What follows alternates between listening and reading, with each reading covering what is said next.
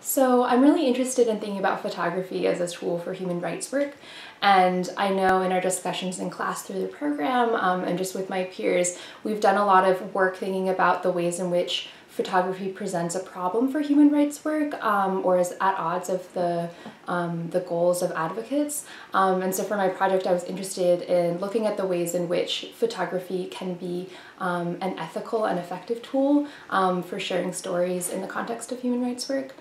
So for my project, I am working on a community-based photography project with immigrant women in New Haven. In the context of this project, it's the women I'm working with who are taking photos of their lives and of their experiences and folks in their lives.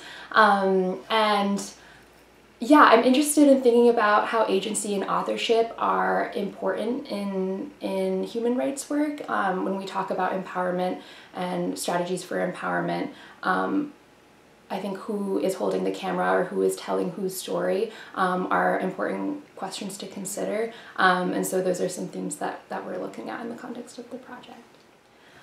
So in my academics here at Yale, I've been focusing a lot on the experiences of women and thinking about kind of gender broadly. And sort of outside of school, both in high school and this past summer, have done some work surrounding community organizing in immigrant communities.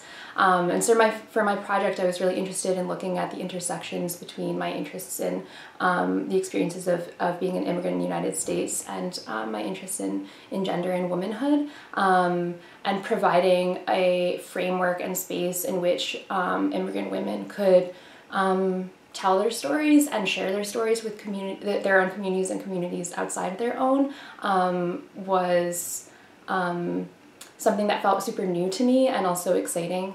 And so we're still in the middle of this process. The film has not yet come back from the developers, so what those stories look like and what the process of storytelling will mean for people participating in the project remains a little bit of a question mark, but that's part of the reason that I feel excited about where this work is going.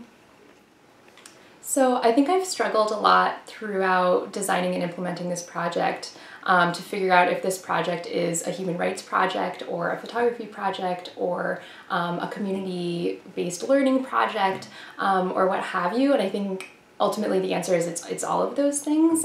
Thinking about the ways in which storytelling informs human rights work or really lays a foundation for human rights work and directs the work that ensues seems to be increasingly important the further I get into this project. So, for example, thinking about having the folks that you're interested in serving identify what issues are important to them, what they see as strengths and weaknesses in their communities, seems like a really vital first step before embarking on a campaign, an advocacy campaign to support those communities.